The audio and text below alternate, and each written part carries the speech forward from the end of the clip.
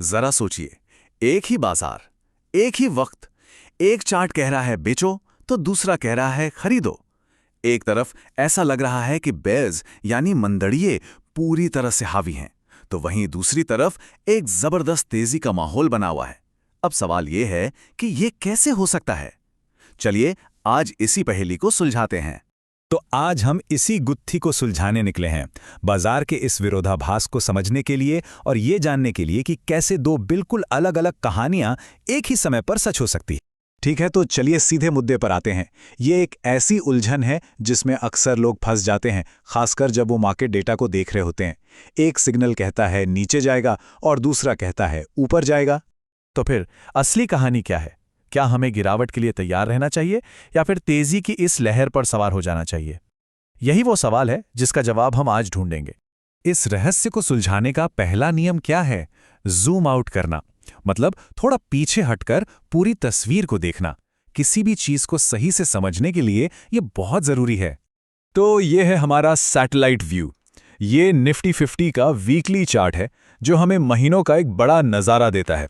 और जैसा कि साफ साफ दिख रहा है, यहां सिग्नल है बेयर्स एक्टिव, मतलब मंदड़िये पूरी तरह से एक्टिव हैं। तो हमारी कहानी का पहला हिस्सा तो बिल्कुल साफ है। लंबे समय के लिहाज से देखें तो बाजार पर मंदी का दबाव है, इस बात को याद रखिएगा। लेकिन असली मजा तो तब शुरू होता है जब हम जूम इन करते हैं, मतलब छोटे टाइम फ्रेम की तरफ बढ़ते हैं। यहीं से कहानी में ट्विस्ट आना शुरू होता है और वो विरोधाभास दिखने लगते हैं जिसने हमें उलझाया था। ये देखिए, जैसे ही हम 4 घंटे के चार्ट पर आते हैं, कहानी में एक नया मोड़ आ जाता है। यहां सिग्नल है बुल्स एक्टिव, मतलब अब तेजी लाने वाले, यानी बुल्स एक्टिव हो गए हैं। पहेली और गहरी हो गई है ना? और अगर हम और जूम करें, मतलब 1 घंटे के चार्ट पर आ जाएं, तो कहानी और भी पेचीदा हो जाती है। ये जो छोटी छोटी हरकतें हैं, ये उस बड़ी तस्वीर से बिल्कुल अलग नजर आने लगती हैं। और अब आता है सबसे बड़ा विरोधाभास, 15 मिनट का चार्ट। ये तो मार्केट की मिनट दर मिनट की धड़कन दिखा रहा है, और यहां तो स्ट्रॉन्ग बुलिश यानी जबरदस्त तेजी का ट्रेंड है। सोचिए, एक तरफ गहरी मंदी, दूसरी तरफ जोरदार तेजी। अब कोई क्या करे? तो जब कंफ्यूजन अपने चरम पर होता है, ऐसा लगता है कि हम एक पहेली में फंस गए हैं। ठीक तभी एनालिस्ट अपना एक गुप्त हथियार निकालते हैं, एक ऐसा तरीका जो इस सारे शोर को शांत कर देता है। इसे कहते हैं मल्टी टाइम फ्रेम एनालिसिस या MTFA। अब ये नाम सुनने में थोड़ा भारी भरकम लग सकता है, पर इसका मतलब बहुत आसान है।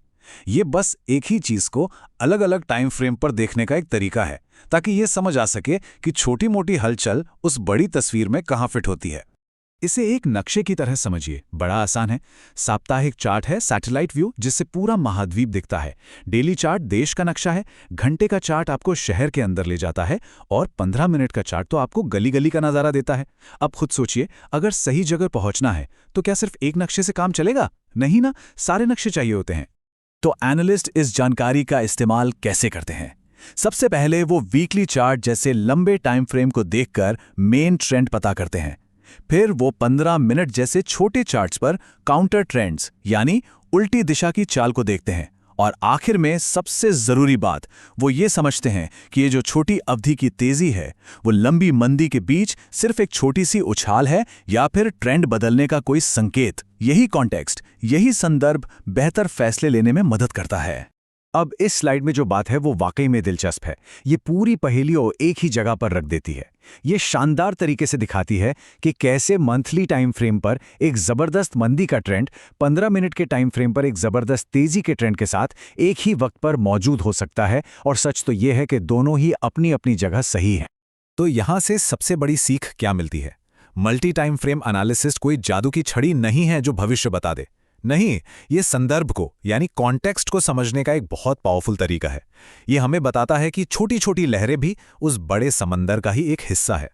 और इसी संदर्भ को ध्यान में रखते हुए एक बहुत जरूरी बात याद रखना भी बेहद जरूरी है। ये विश्लेषण सिर्फ और सिर्फ शैक्षिक और सूचना के उद्देश्यों के लिए है।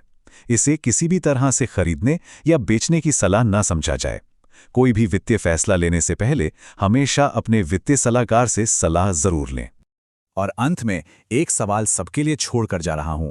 जैसे बाजार को अलग अलग नज़रों से देखने पर वो साफ हो जाता है, वैसे ही हमारी जिंदगी में और कौन सी उलझी हुई चीजें हैं जिन्हें अगर हम अलग अलग दृष्टिकोण से देखें तो शायद वे भी सुलझ जाएं। सोचिएगा जरूर।